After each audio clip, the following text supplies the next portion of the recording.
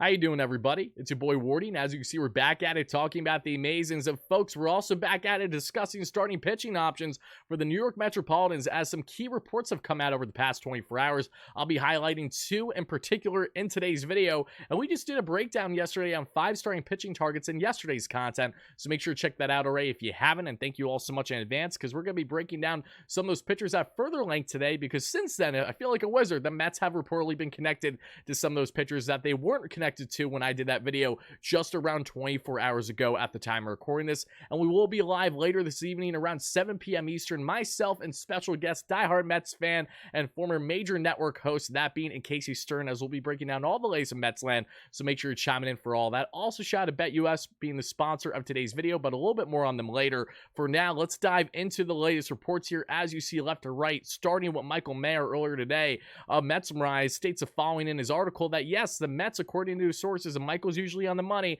are connecting the Mets to not only Manaea, but HyunJin Ryu as well, two veteran southpaws who could certainly impact this rotation and bullpen for 2024. Then to the right, we see a segment from SNY yesterday, and Andy Martino highlights how the Mets have been in talks with more back-end options, including guys like Brandon Woodruff and Mike Clevinger in particular. So I want to know your initial thoughts, reactions, comments, questions, and concerns down below, because trust me when I say that I know.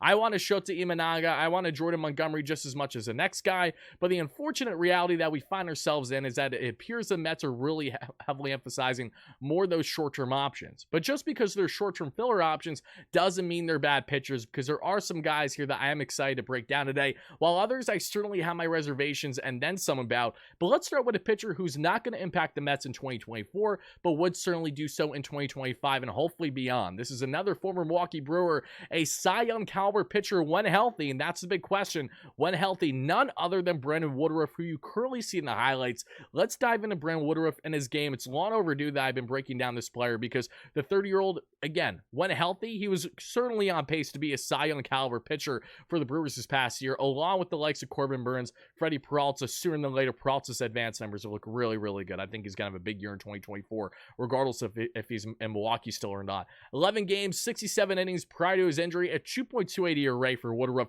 a 2.86 expected ERA. Brandon, since arriving in Major League Baseball, has truly been one of the most slept-on starters in the game. And again, one right is a Cy Young caliber pitcher, is only at the age of 30. And if anyone knows him well, David Stern certainly does, the former GM in Pobo, Milwaukee. He has an upper hand over any other MLB exec in baseball other than the Milwaukee Brewers themselves on trying to land the guy on a multi-year deal, because that's what you would do with Brandon Woodruff here. We know he's likely not going to pitch much, if at all, in 2024, as he's rehabbing from he's had a plethora of injuries in his career, but the shoulder has been a big part of the problem. That's not an easy thing to rehab from versus, say, Tommy John that everyone and their mother gets throughout a normal season. However, Brandon Woodruff, the potential far outweighs the risk. Sign him to a 2-year deal, let him rehab in the organization, see what we have in 2024. Then when you're all in on paper for 2025 and beyond, Brandon Woodruff could come in and be a Cy Young caliber pitcher for you if he can get back to what he has been up until this most recent injury. Again, it's a big question mark. It's a what if. It wouldn't shock me if Brandon Woodruff is also never the same pitcher again, unfortunately. Not that I wish it on him, but these shoulder injuries are no joke and they cannot be slept on. So yes, there is certainly risk involved. However, a short-term deal just to see what you have in him for at least the 2025 season when healthy, you can't go wrong if you're David Stearns and the Mets here. Again, you look through his baseball savant numbers, he's in the 90-plus percentiles in basically every number that is important. The guy is an absolute beast. I love the arsenal too. Has a fastball topping, averaging around 96, can top out in the high 90s to this point. Has a sink, the changeup, the slide piece of the curveball. Was there not to like about Brandon Woodruff? It's his health. As long as he can get that right and hopefully get back to the pitcher that he's been, he is most certainly a guy you take a flyer on. It truly is a no-brainer in my opinion, because the potential, again, far outweighs the risk. But now let's go from Brandon Woodruff here to another pitcher, and that is going to be HyunJin Ryu, who I have very different feelings and opinions on than a guy like Brandon Woodruff, and then pretty much like any other pitcher in today's video. I do not feel the same about Woodruff as I do with Ryu. Now, Ryu, of course, pitched in 52 innings, only 11 starts this past season, coming back from injury. He's only pitched around 80 innings the past 2 seasons entirely because of injury. He's 36 years of age. He isn't getting any younger. You look at his advanced numbers, they're falling off quite a bit. his arsenal, while he has a unique mix of 4, 5, 6 pitches, he is still someone, however, that is not the guy that he used to be. Yes, he has a 3.46 ERA, a north of 4 expected ERA. Don't like the SI ERA one bit. He's not a strikeout pitcher at this point in his career right now, at least from what we've seen. The walk rate isn't much of a problem. Again, we know his pitch mix. He's been around in the league for a while now. He's been a productive one when healthy. But if the Mets are really trying to prioritize innings eaters here, yes, you want to have guys have nice arsenals, but you also want guys that can eat innings.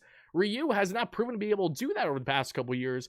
He isn't getting any younger, so I really don't know how much he fits the philosophy of what David Stearns is trying to build here. Even for the back end of the rotation, we're hoping that you can get like 100 innings out of him, but that might even be wishful thinking because we don't know how durable he can be. They're at a 162 at this age. Again, the stuff doesn't concern me as much with someone like HyunJin Ryu as it does his durability. Can he be reliable throughout a normal season? That is a big question. That is a big question mark, and I think for the Mets, they should try to eliminate those question marks as much as humanly possible. The only exception I would say is that if you sign Ryu and another starter still, then it's like, okay, you have a plethora of starters. You're looking at 6, 7, 8 guys, all major league caliber, and they're either as a starter or potentially as a long reliever that could help you.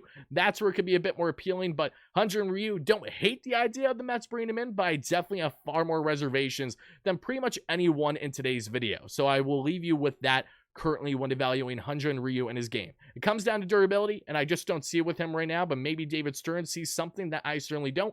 Wouldn't shock me. There's a reason why he's in the position he's in and why I'm sitting here talking about what the Mets may or may not do. Okay, now let's get into our second to last pitcher of discussion. This is one of the guys we discussed yesterday, none other than Sean Manaea. Sean Manaea, there's certainly an appeal with someone like him versus some of the other starting pitchers out there currently in the market that I've highlighted in recent content. And Manaea, one of the big things is that he's been working with Driveline the past 2 off seasons. They do a fantastic job with pitchers, working on their mechanics, fine-tuning their arsenal, getting more velo uptick, which has certainly been the case with Manaea. Manaea went from sitting in the low 90s on his average fastball to mid-90s to touching even like 96, 97 on the gun last year in both the starter and reliever role there for the Giants. Again, the ERA doesn't wow you. However, he has stuff. He's changed his arsenal quite a bit. He has a sweeping slider that has definitely seen a nice mix of swing and miss. He's working on the splitty still. There are a lot of things with Sean Manaea that I actually like a lot more than I initially thought heading into the offseason. But once I started to do more of a breakdown on his game, how he performed last year,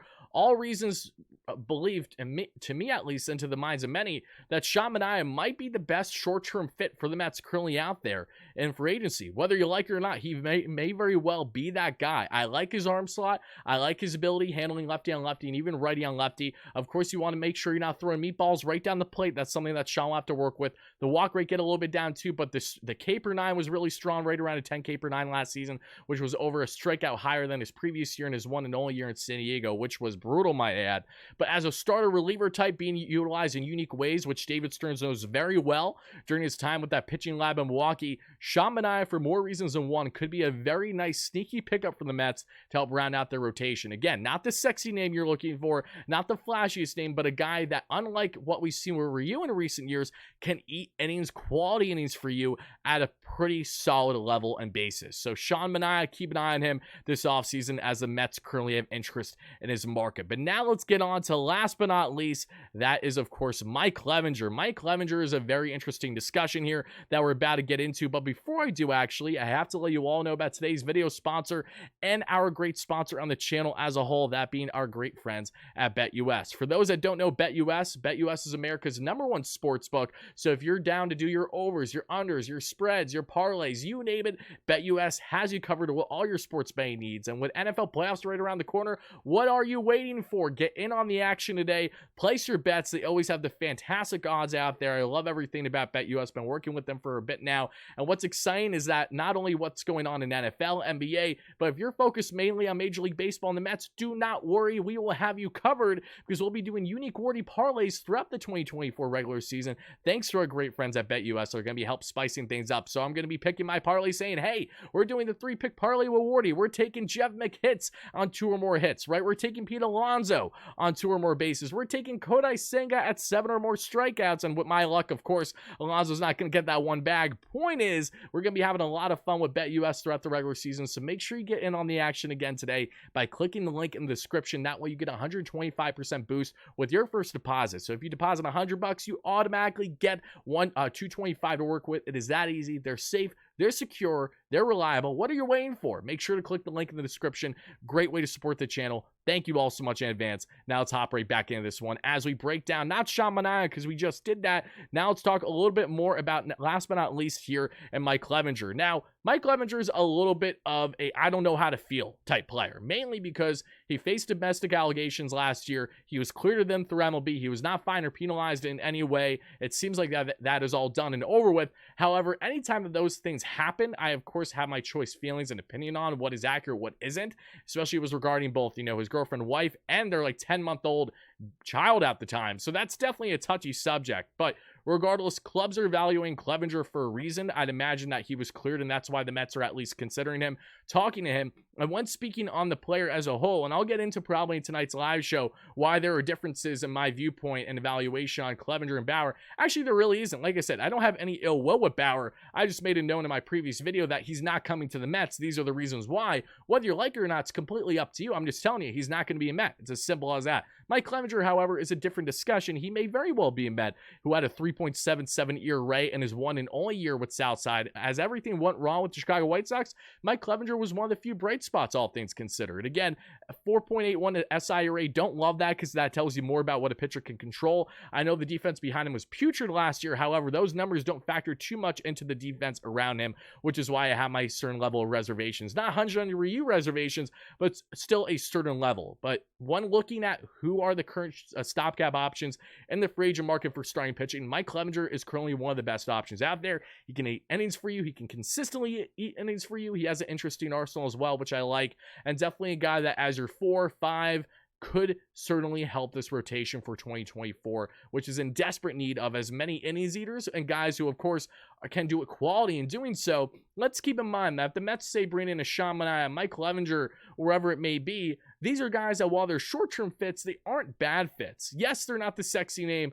but we also need to remember that Yamamoto was always that exception to go after an ace. The Mets were never going to be going after ace pretty much aside from Yamamoto because there's really no other good ace caliber pitcher out there that's worthy of the money and the term versus what's available next free agency. That has played a heavy factor in their evaluation heading into the offseason as a whole. So yes, it sucks losing out on Yamamoto and him using us like a fiddle, but the reality has always been that the Mets are going to be very strategic on how they operate and address both this rotation and bullpen. And it also was noted that I will highlight later in tonight's live show that David Stearns is very active currently in the trade market when evaluating starting pitching. I don't expect the Mets to go out and trade for Luis Castillo. I think that's a bunch of nothing. However, if they're going to go out and trade for a starter, expect another Adrian Hauser type back in the rotation if I had to sit here and assume at this point in time until proven otherwise. Again, not the sexiest names, maybe not the names that you're hoping for, but guys that can help round out the rotation for 2024 and then take things from there and hopefully help put them in a position